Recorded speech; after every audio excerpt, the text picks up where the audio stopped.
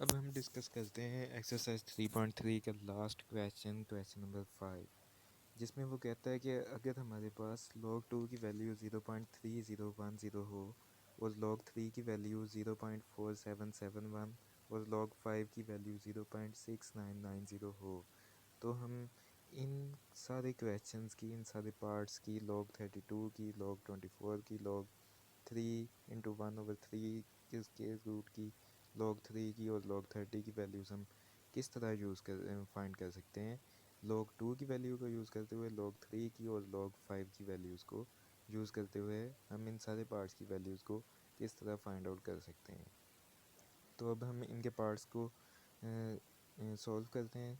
Solve करने के लिए मैं आपको नेक्स्ट स्लाइड शो कर देता हूँ। log 32 पार्ट 1 देखें जी। log 32 मैंने आपको बताई थी एक ट्रिक कि अगर आपके पास लॉगरिदम में कोई वैल्यू ना आ रही हो तो आप उसको सिंपल प्राइम फैक्टराइजेशन कर दें। ठीक है, जिस तरह 32 है, 32 की प्राइम फैक्टराइजेशन करोगे आप तो 2 16s are 32, 2 8s are 16, 2 4s are 8 and 2 2s are 4। तो ये 2 कितनी टाइम्स आ रहा है? 1 2 3 4 5, 2 5 टाइम्स आ रहा है।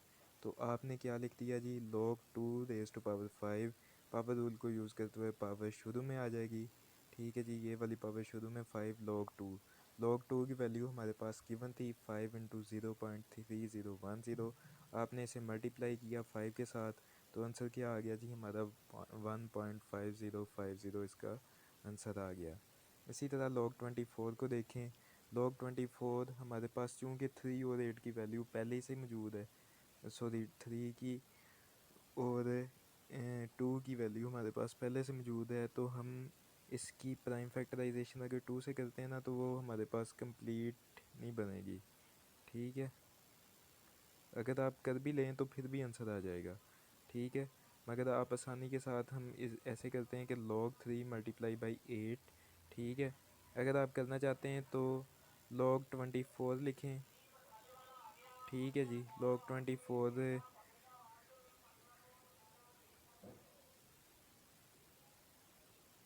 2 raised to power 3 बन जाएगा और मल्टीप्लाई कर देंगे आप 3 के साथ।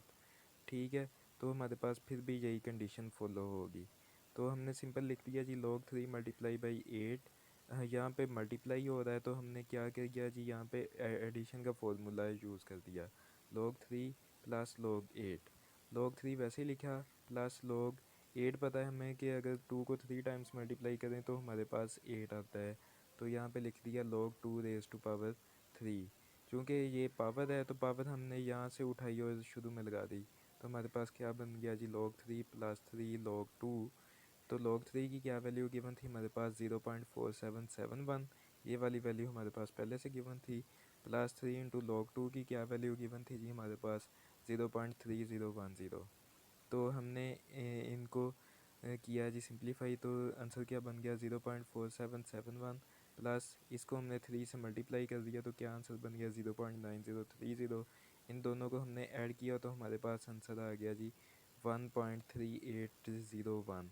ये हमारे पास आंसर है जी इसका, log 24 का। तो नेक्स्ट क्या है जी? मिक्स्ड फ्रैक्शन में हमारे पास क्वेश्चन है कि log 3 × 1/3 की स्क्वायर रूट। ठीक है जी, मिक्स्ड फ्रैक्शन का क्या असूल होता है कि अगर हमारे पास मिक्स्ड फ्रैक्शन दी गई हो तो हमने इन दोनों को मल्टीप्लाई करना होता है, और जो मल्टीप्लाई किया तो इसको हमने ऐड कर देना। ये हमारे पास मिक्स्ड फ्रैक्शन को ब्रेक करने का रूल होता है। ठीक, तो हमने क्या किया जी कि हमारे पास बन गई ये 3 3 9 और 9 + 1 10 बन जाएगा। log इंटू 10 डिवाइडेड बाई 3 का स्केयर रूट। स्केयर रूट की हमें पता है वैल्यू क्या होती है? 1/2। हमने उसे लिखा जी log 10 divided by 3 raise to power 1/2। ये हमारे पास पावर थी, तो पावर को हमने लॉगरिदम का थर्ड रूल यूज़ करते हुए हमने पावर को शुरू में लगा दिया, और अंदर डिवीजन हो रही है तो हमने लॉगरिदम का सेकंड रूल यूज़ किया। तो क्या सिंप्लीफाई करने के बाद आंसर आया जी log 10 माइनस log 3 इंटू 1/2। तो नेक्स्ट स्टेप पे चलते हैं जी। 1/2 इंटू हमने 10 है तो हम 5 को अगर 2 से मल्टीप्लाई करें तो आंसर क्या आता है जी 10। तो हमने इस तरह से ब्रेक कर दिया। log 5 multiply by 2 minus log 3, क्योंकि ये दोनों यहाँ पे मल्टीप्लाई हो रहे हैं तो हमने रूल यूज़ किया जी एडिशन का, कि यहाँ पे अगर दोनों मल्टीप्लाई हो रहे हैं तो हमने कैसे लिख दिया इन्हें 1/2 into log 5 plus log 2 minus log 3। Next step पे चलते हैं। 1/2 इंटू लॉग 5 की क्या वैल्यू हमारे पास, अब हमने सिर्फ और सिर्फ इनमें वैल्यूज़ पुट करनी है। log 5 की गिवन वैल्यू है जी 0.6990 प्लस 0.3010 माइनस 0.4771। ये हमारे पास वैल्यूज़ पहले से ही गिवन है, तो इन्हें सिंप्लीफाई करने के बाद हमारे पास क्या आंसर आएगा जी 1/2 इंटू 0.5229। ये वाले आंसर को हमने 2 पे डिवाइड किया तो हमारे पास आंसर आ गया जी 0.26145। इसे हमने राउंड ऑफ किया तो हमारे पास आंसर आ गया जी 0.2615। ये हमारे पास पार्ट नंबर 3 का आंसर था जी 0.2615। नेक्स्ट देखते हैं जी part number 4, log 8 divided by 3। तो ये हमारे पास डिवीजन फॉर्म में है, तो हमने log का सेकंड रूल यूज़ किया, तो हमने कैसे लिख दिया इसे log 8 माइनस log 3। 8 को सिंप्लीफाई करें तो क्या बनता है जी हमारे पास, अगर 2 को हम 3 टाइम्स मल्टीप्लाई करते हैं तो हमारे पास आंसर आता है 8। हमने लिख दिया जी log 2 raise to power 3 minus log 3। इसे हमने इसलिए ब्रेक करना है क्योंकि हमारे पास वैल्यू ही उस डिजिट की दी गई है, इसलिए हम 8 को ब्रेक कर रहे हैं। अगर हमारे पास 8 की वैल्यू होती तो हम उसे ब्रेक हरगिज़ ना करते, क्योंकि वैल्यू हमारे पास 2 या 3 और या 5 की दी गई है, इसलिए हमें ब्रेक करना पड़ता है। तो हमने लिख दिया जी log 2 raise to power 3 minus log 3। ये हमने पावर रूल को यूज़ किया, 3 हमारे पास शुरू में आ गया जी 3 log 2 minus log 3। 3 into log 2 की क्या वैल्यू हमारे पास गिवन है 0.3010 माइनस log 3 की क्या वैल्यू गिवन है जी 0.4771। इसको हमने मल्टीप्लाई किया तो आंसर क्या बन गया 0.9030 माइनस 0.4771। दोनों को सब्ट्रैक्ट किया और हमारे पास log 8 डिवाइडेड बाई 3 का आंसर आ गया जी 0.4259। ये हमारे पास पार्ट 4 भी हमने यूज़ कर सिंप्लीफाई कर लिया। इसी तरह देखें जी log 30 का। log 30 का अगर देखें तो हमने कैसे क्या लिखा जी इसे log 2 multiply by 3 multiply by 5, क्योंकि अगर हम तीनों को मल्टीप्लाई करें तो आंसर 30 आता है। जैसा कि 3 2 ज़ा 6 और 6 को मल्टीप्लाई कर दें 5 के साथ तो आंसर 3 है। ये हमारे पास तीनों डिजिट्स यहाँ पे मल्टीप्लाई हो रहे हैं, तो हमने मल्टीप्लिकेशन के रूल का आंसर देखें तो हमें ऐड करना पड़ता है। तो हमने क्या लिखा जी log 2 plus log 3 plus log 5। log 2 की वैल्यू, log 3 की वैल्यू और log 5 की वैल्यू रिस्पेक्टिवली पुट करने से हमारे पास आंसर जो आता है वो आता है जी 1.4771। इसी तरह हमारी एक्सरसाइज 3.3 ख़त्म होती है, और मैं अब आपको इसमें से शॉर्ट क्वेश्चंस और लॉन्ग क्वेश्चंस भी बताता हूँ कि कौन से शॉर्ट में आते हैं और कौन से लॉन्ग क्वेश्चंस में पूछे जाते हैं। मैं आपको जी बताता हूँ, सॉरी,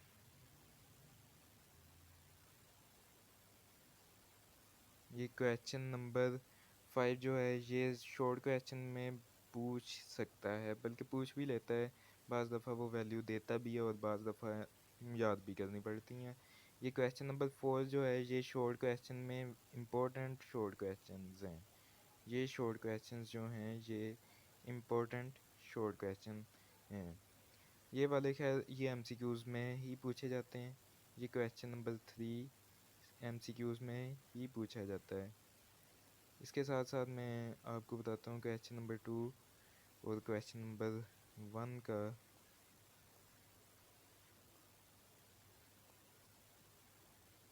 क्वेश्चन नंबर 2 जो है ये लॉन्ग क्वेश्चन में भी पूछ सकता है और ये शॉर्ट क्वेश्चन में भी।